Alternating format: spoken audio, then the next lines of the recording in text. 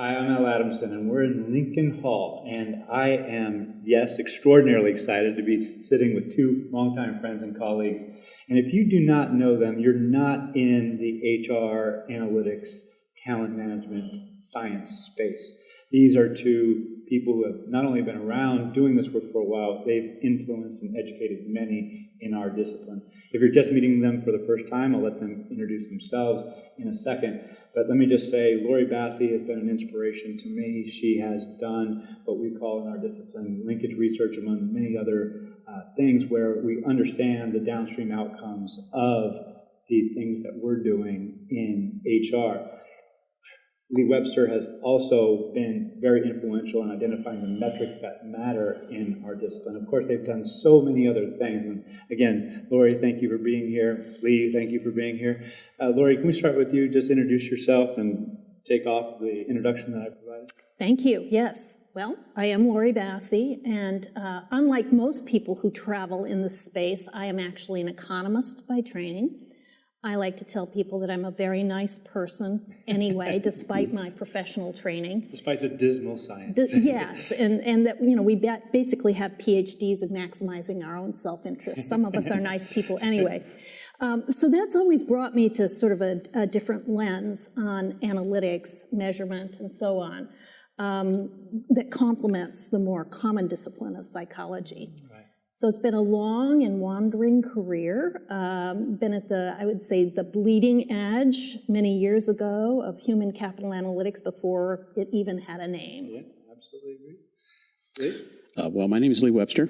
I've spent 30 years as a practitioner in human resources. So I come from that standpoint, trying to figure out how I can use data more effectively to communicate what's going on in the workplace and how business leaders can get more out of their people and manage their workforces in a way that's more humane and effective. I actually went to school in this same building that we're in right now, so I have a law degree and an MBA from Northwestern University. My most recent work, though, has been alongside Laurie. The work that Laurie and I are doing is trying to get the international community to come to a common understanding of what does it mean to do human resource management, and even more precisely, how do you measure it in a way that's effective. And so in that effort, I've worked on developing ISO standards, and we probably will explore that a little bit, for human resource management. Well, I'm just going to thank you right off the bat here, and I know, Laurie, you've been instrumental in that work as well, because, yes, that is a gap that we've had in our discipline. We talk about metrics, what does that mean? How is it defined? How is it used? And creating some parameters around that. So if you would, Lee, provide a just brief overview of the work that you're doing on the ISO standards. Well, we have to go back about 10 years. I won't cover all that ground in those 10 years, but in summary, I founded the international and the U.S. domestic program for developing standards in human resource management. The theory behind it is that if we consider ourselves a professional area of work, that most professions have a way to define what is effective practice and also how you measure it. HR didn't really have that. It had a lot of anecdotal information. It relied a lot on academics to provide some ideas, but what you would find, and I've worked in companies as big as Exxon and as small as a mom and pop business, is that everyone had their own proprietary view of what a metric should be, like turnover, which makes it very difficult for business leaders, if they're looking at that metric, to understand how well they are doing with it. And what went into it, how much data or what type of data went into it. I'm an engineer by undergraduate training, and so as I went into HR, I realized HR needs to be more rigorous, which made me an apostate in HR because they didn't like, or HR people don't often like talking about or getting involved in, I'll say folks who are not visionary in this, in metrics. It's not common, and it certainly is not taught in these programs. So as I was pursuing, how do I do this? How do I make this type of language and these kinds of tools more effective? I relied on the engineering background I had, and I said, well, there was ISO 9000, the quality metrics internationally, and there's also other ISO programs. So what I did is, in one of my previous roles, I developed the American National Standards Program for developing the metrics and the practice, the workflows for human resources. That's where I met Laurie, and she helped me out a great deal. She's one of my champions. But then also created the ISO program, which allowed us to bring in ideas and points of view about this from cultures across the globe. And fortunately, that's now led us to a point where there is an international standard for how to communicate the value of human capital to the investment community.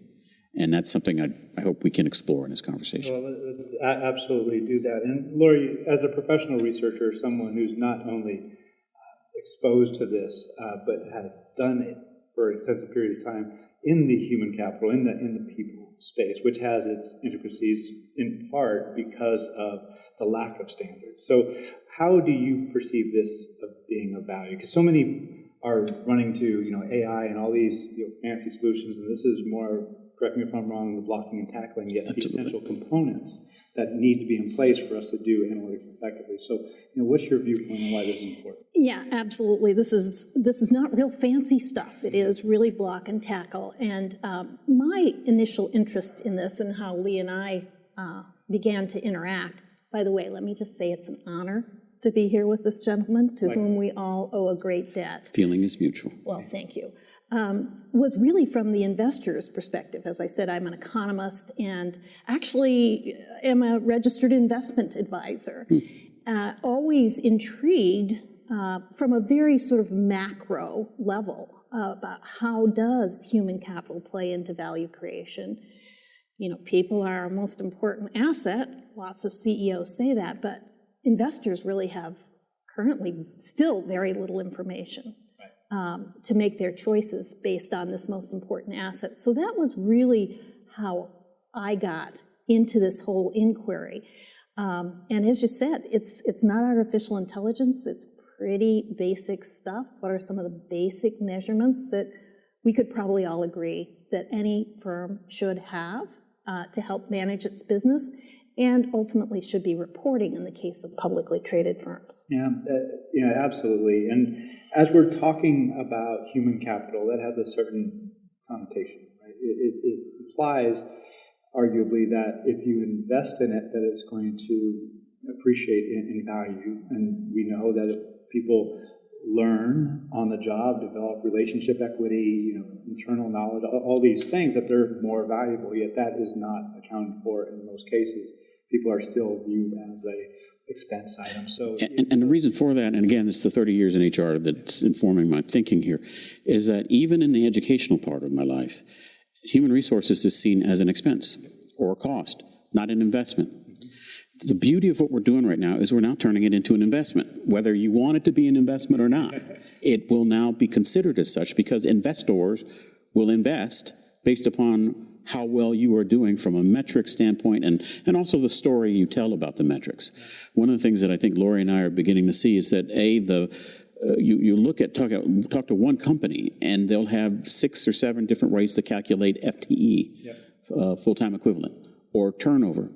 That doesn't help that company. That doesn't help the greater investment community, even if they knew about it. And yet, it still exists. The industry or the field of human resources itself seems to enjoy having its own proprietary way of doing things, company by company, or even departments by departments. Our goal is to say there's no real value added in that. I understand it's scary to do something different. But maybe if you trust that we have very smart people, not in the United States, not just in the United States, but around the globe, who have thought this through and figured out, here's how we can do turnover. Sure, you can do some things on your own, but if you're going to report it to people so that they can make decisions about it, calculate it this way. The thing I like to tell people is, 200, 300 years ago, there was probably a Dutchman under a tree in Wall Street, and an acorn hit his head, and he determined this is earnings per share. And over time, it got tweaked. But eventually, and now, we have a metric for earnings per share. And that's what's going to happen here. We'll start out with something, it'll get tweaked, but as it begins to be accepted more broadly, not only in the United States, but around the globe, people will relax into the metric. And the beauty then is that researchers like Laurie or academics can then start using that information to make really interesting studies about how the workforce is actually being led and managed versus what we're just guessing right now. Or we're using subjective, anecdotal information to make broad decisions where if we were more fact-based and more empirical, we'd make, I think, better decisions. So this is the exciting part, and Laurie is at the very beginning crux of it, and I get to pal around with her and do what I can to support it, but I see my role as a supporting role. I created the table for people to talk, and I'm doing my best to facilitate those conversations, but they're the ones who decide what these metrics are, not me. And they're not, at the end of the day, not only going to decide what the metrics are, they're going to decide, in large extent, what the stories are on top of those stories, because you're both referred to the investor community. This is in part for them to better understand the value of a particular company, whether it be business continuity, the propensity maybe to innovate, a variety of other things. So from your perspective, Laurie, what is the value? If this is coming to life, there is broad recognition that these standards need to not only be in play, but we need to have a narrative around them to, we can't just put it out there and not talk about it. We have to, in our quarterly calls say X. What are some of those stories that you would think are going to emerge, if not there already? Well, some of the first stories that I see emerging, and I'm more familiar with the United States story, you probably know more, is around the issues of diversity and inclusion. It's a very, very hot topic, an important topic here in the United States and elsewhere, and we're seeing firms start to report on it and actually have discussions around it. There are just a very small set of metrics at this point, as you said, building blocks. There's a lot of story around it, but I think that's the way of all interesting statistics. It's, a few foundational statistics with a lot of talk, a lot of storytelling. Yeah. And part of those stories, inevitably, in most cases, there's a longing for benchmarks. Right. And the ability to benchmark on many HR metrics has been difficult because the way it's been measured organization to organization has not been the same. So is that part of the impetus that drove your... Absolutely. One of the things that it's very important when we do this is have benchmarks, but also benchmarks not only from organization to organization or industries, but also nationally. One of the organizations I reached out to just for the United States interests is the Bureau of Labor Statistics. And I actually invited them to the forum that we're all a part of. They chose not to attend, but they wanted to know what comes out of this, which I consider to be progress. It would be exciting for me if they actually sent a rep to the next meeting, because the Bureau of Labor Statistics, which provides this vast pool of benchmarking data, I think needs to modernize the data to reflect what we're trying to accomplish here. And if they sat in a room with the talent analytics professionals and they got feedback from them, which I'm surprised doesn't happen, but it doesn't, at least not that I'm aware of, they would begin to see what do the industries that are involved in this, that are at the very forefront of this, what do they think is important, at least internally to know, if not externally, like the standard is going to ask. Yeah. And I think then once they understand that, perhaps they'll adjust, modify the kinds of national benchmarking or statistics they provide to help organizations better solve these problems. One of the biggest issues I come up with is that people say, well, let's using turnover. Say I put together this turnover statistic. Sure, I could compare year by year in my own company, but how do I compare myself against an industry, even my specific industry? And what are the dangers of me comparing myself to industries that have nothing to do with what I'm doing? If my number is higher or lower, does that make me good or bad if I'm comparing myself overall? This is where the U.S. federal government can help out, because they can break the data down into those industry subsets so that people at least have something to compare with from an industry standpoint, along with their own longitudinal studies. So one of the things in the presentation I'm going to give tomorrow in this group is it's a crude diagram, but it describes all of the stakeholders in this discussion about reportable human capital. It breaks them down as best as I can understand them. And I have about 10 different unique stakeholders, from the management to talent analytics to people who are researchers. There's lots of different groups to collective bargaining units. Everybody has a stake in these metrics and what they mean and what the story is. And because all of them have a strong interest in it, when we're thinking about this, we have to think about how do we address their concerns, and also how can we help them get excited about it, and how can we make them work together to make this happen. The SEC is currently looking at a proposal, and they've already had some discussion with the public about it, of providing guidelines to companies that want to report on their securities of what are the 5 or so metrics, it could be more, that publicly traded companies should report. Mm-hmm. Currently, there's only one metric that they're required to report, and that is the number of employees. But the SEC, and this is being led by their chair, the current chair, has said there should be more than that, right? Not 100, maybe, but let's talk about 5. 5 that you already gather. Let's agree on what goes into those metrics, and maybe that'll even lead to comparing and creating a benchmark. And that's what's making this exciting, because now we have the SEC chair saying, yeah, I think this should happen.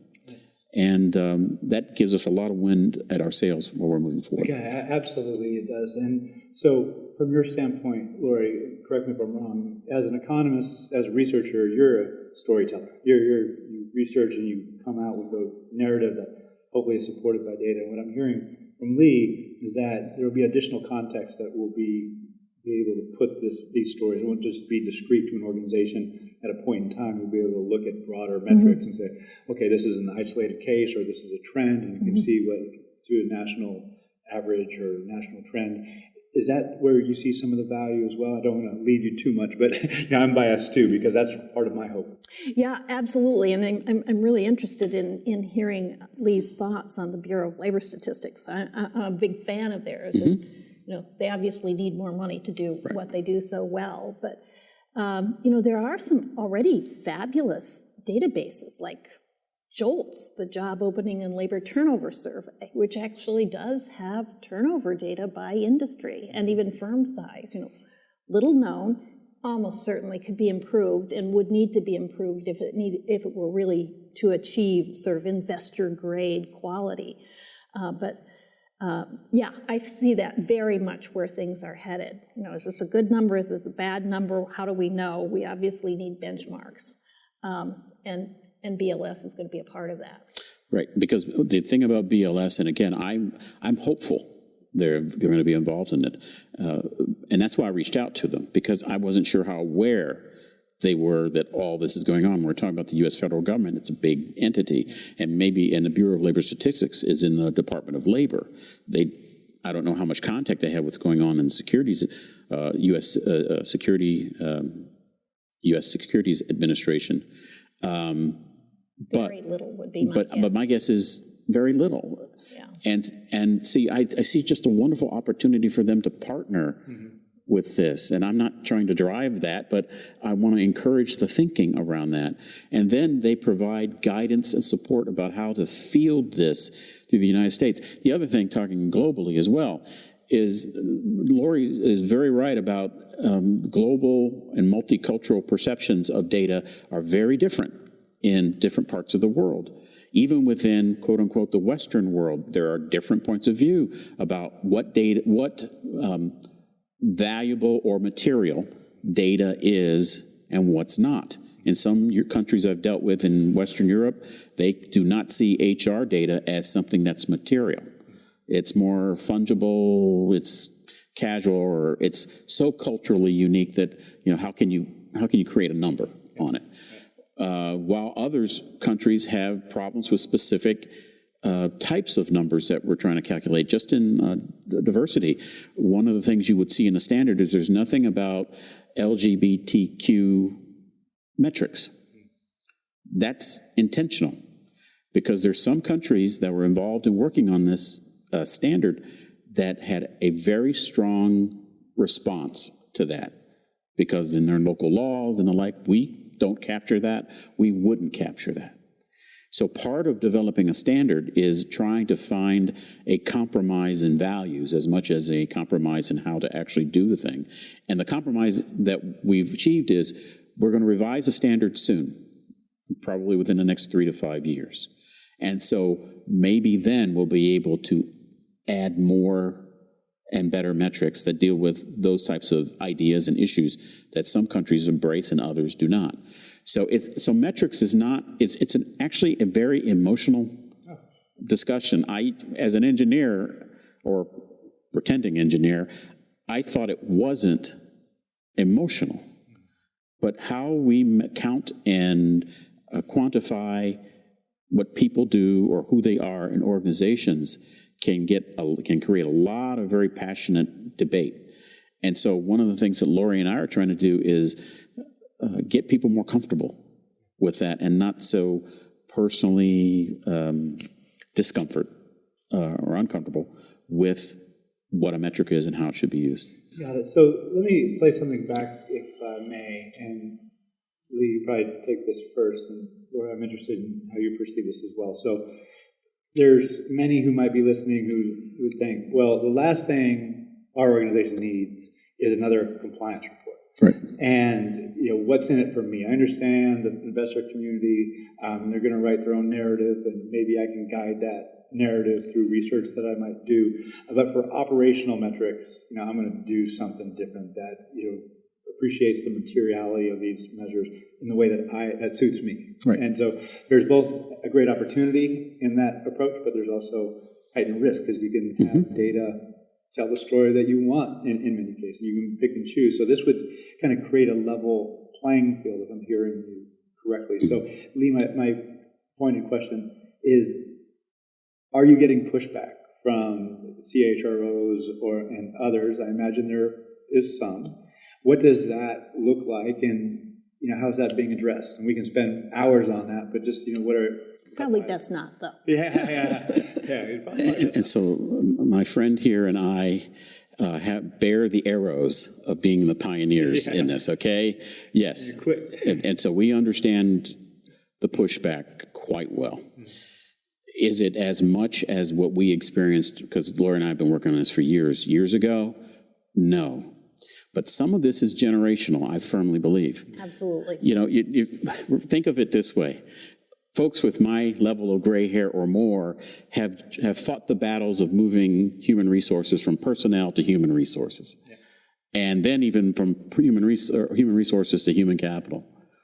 And then Laurie and I ride in and say, but by the way, you're not counting this and providing this information in a way that helps your companies. And they get their hackles up for that, Some of it is simply they feel they don't have the resources to do it. There's all kinds of reasons that have been expressed to us by mostly the CHRO community or those in investor relations of why this couldn't work, shouldn't work, can't work.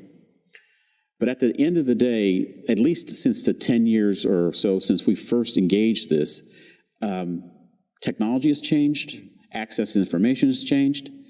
And the truth of it is, when I speak to people who are newer to the field or in positions, younger positions in an organization, they're excited about data. And that's the generational split.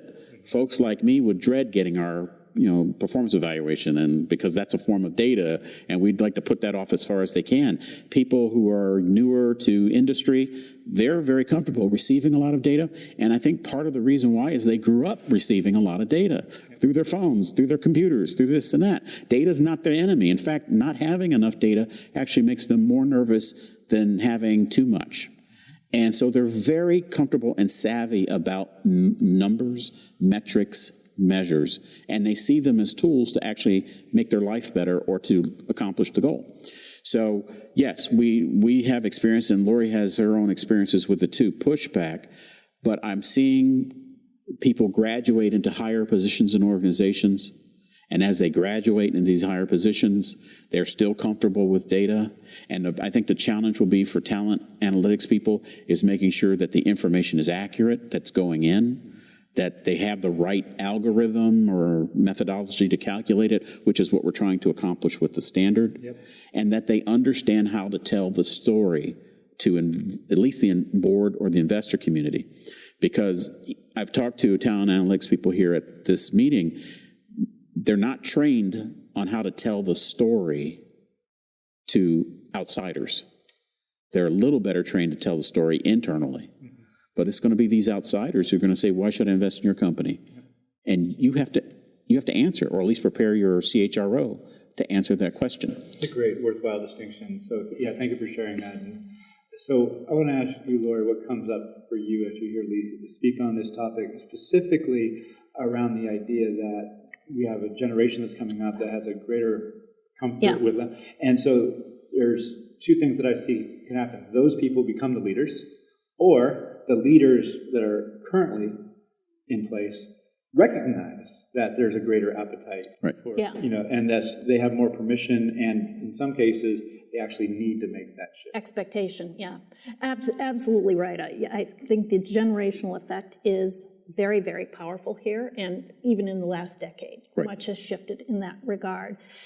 As well, in terms of both and, existing in place aging leaders understanding that the world is shifting around them, and at some point resistance is futile and not self-serving. And I think part of that shift is that for professionals working in this field is it really elevates the conversation. It elevates what they do and the importance of what they do. If investors expect and demand this information, wow, this is a good thing for human resource professionals. Except, of course, in the firms that don't measure up well. And that is part of the problem, of course. I couldn't agree more again. It is the case where if those metrics don't reflect well on your leadership, on your organization, then, there's now the space by which to suppress those. Right. There's no need to elevate those metrics. But in the future, they would have to be put forth. So, not a happy situation for organizations that do have something to hide in this regard. So that is certainly part of the resistance. Well, as we start to wrap up here, I mean, we could talk about this for not only all day, but for a long time, because it's being created in large part because of your work. So thank you to you both on behalf of our discipline and beyond that, because we're affecting people's lives. Absolutely. So, any closing thoughts? Well, one thing I'd like to close on is that the metrics that are being under consideration by the SEC and by others are recognizable small subset right now. And I think that's what's eventually going to happen. They're going to crawl before they walk or run. But what's exciting about the work that we're also doing with Laurie is we're trying to figure out what is the next level metrics that are truly value added, that don't exist now, or measures that don't exist now, but need to exist because that's what a more sophisticated investor will want to know about. Yes, turnover is great, but what more should I know? What help us perceive the workplace in a way that currently it's not being seen, but as investors would be powerful for us to know. So one of the things we're working on are employment quality metrics. That's a newer subset of, and I like it as it's kind of a meta step away from what we're doing right now. What we do right now is spend a lot of time counting things, maybe using statistics, but not seeing and not integrating the information we have to see if there's something else that we can learn. Like one concept we've been working with is employee mobility. As an employee moves through an organization, in my view, they must be accumulating value not only for the organization, but for themselves. That's the thing that helps me as a person, but also that's what an organization should be expecting. If I promote you, or if I send you to training, if I move you from this location to that, there should be a value that has been created in you that you can then deploy to the organization. And that value should be made visible. And it should be made visible to investors. If I hire the right amount of people and maintain them and treat them humanely, and that's key to this too, I should see value created. Getting back to what I said earlier, HR and what it does and workforces, it's not a cost alone. It can be a value multiplier if you think of it that way. And so I know Laurie and I, we've talked a little bit about this, and I think frankly, we're going to be using a different type of mathematics to describe a human workforce management topics in the future. So it's exciting to see that this flower into lots of different ways, the type of mathematics we use, what metrics matter to people, who is going to be using these metrics. So the HR professional of the future, as I've said in conferences I've talked to, I'm actually trying to create a world where I couldn't exist in, because it would require so much more of me than I ever had to provide going into HR 30 years ago. But that's exciting, because I think that'll make a profession of HR people that are considered indispensable, essential, and sophisticated to organizations. So if I have, in any small way, helped to make that happen, I feel very happy. You are, and so super appreciate the work you're doing. Laurie?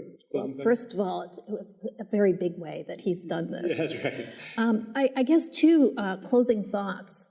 One, as Lee and I were chatting earlier today, I am just stunned by the pace of change here. Yeah. You know, this is something that I and colleagues around the world have been working on, well, folks before me, but for at least a quarter of a century. And now it almost seems to be happening overnight in terms of this really being taken seriously by all of the right players. And I'm not much of a student of social evolution, but we see other things happening in that way. Sort of a tipping point seems to have been achieved here. So it was a long 25 years laboring in the field there, but it really is it's very, very exciting to me, and especially for young people in the profession. Yeah, get on board with this, because this is the way things are going, and there's no point resisting it. You might as well embrace it. And the thing about embracing it is, and what motivated me to be in this whole discipline from the beginning, is it's one of the rare places where we can find win-win-wins. Yep. Things that are good for employees, things that are good for organizations, and ultimately things that are good for society. And that's what we see investors demanding more of. Right.